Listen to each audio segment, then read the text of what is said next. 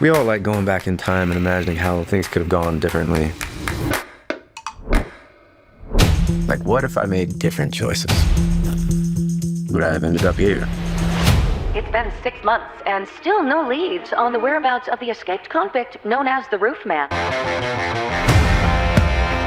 I was never very good at life. Good morning, team. No, don't be scared.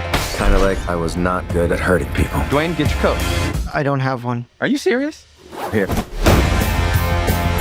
a beautiful day. But I was good at seeing things. Sun beat down. Details. I had the radio on. Systems and routines.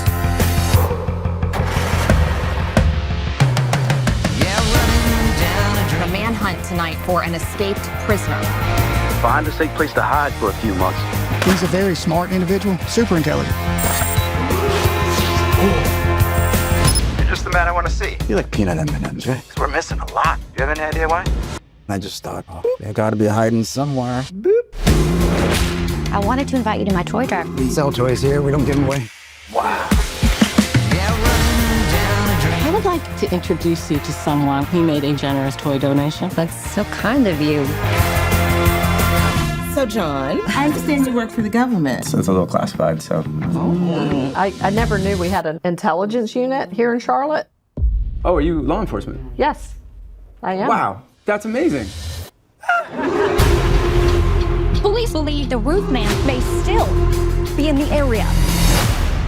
What the? Oh my God!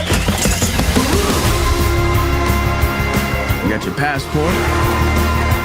You got to leave tonight. And can I just stay? Oh, how? I'll just lay low.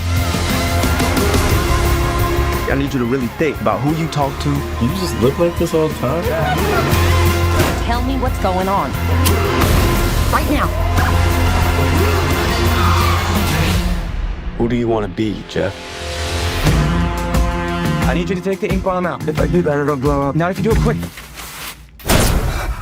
Oops.